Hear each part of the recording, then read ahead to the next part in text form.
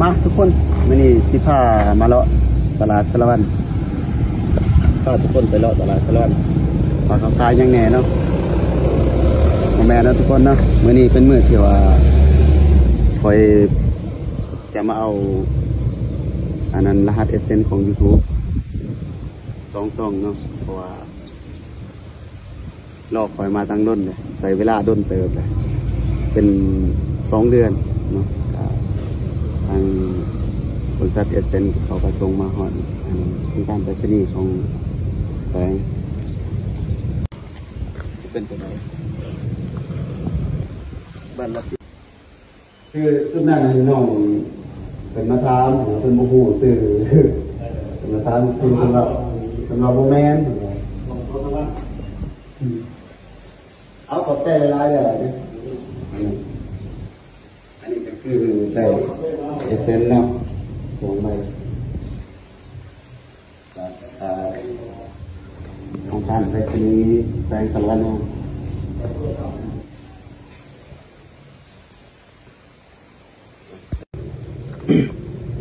นี่เนาะทุกคน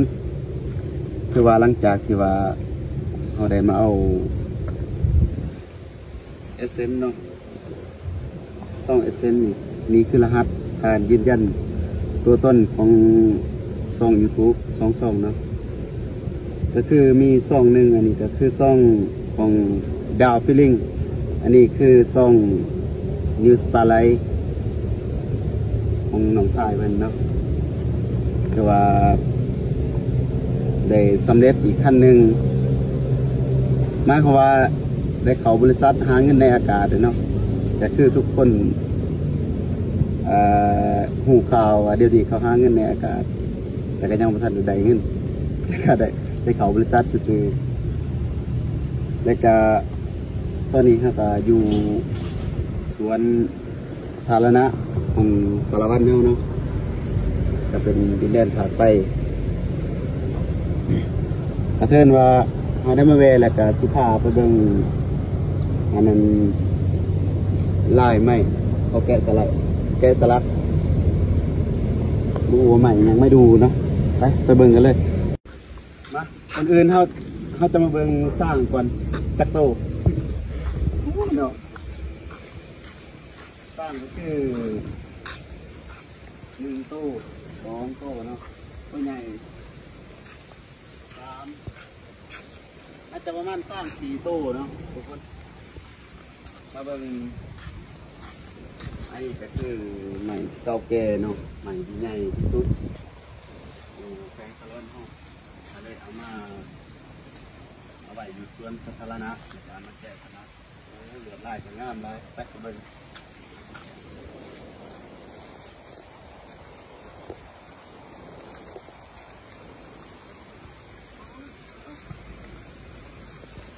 ง่ายอาจจะแม่นอันนี้แต่ละคนเผาเนาะยิ่ง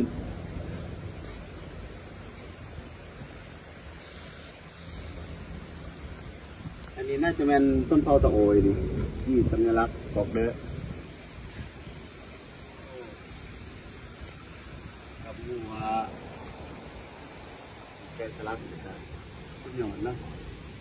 เบิ่งทั้งเทิงก็จะมีต้นไม้ใบหญ้าผมก็น่าจะเป็นความหมายก็คือความอุดมสมบูรณ์ของธรรมศาสตร์ต้นเผาแข็งสะละวันเฮาเนาะมาเบิ่งทั้ง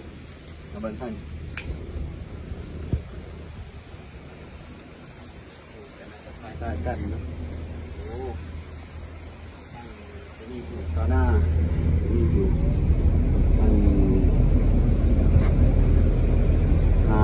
หูตุ่มทุกหน่อลายทุกคนฝากไปนั่นก็เป็นโซนองแก้วเนาะโบเห็น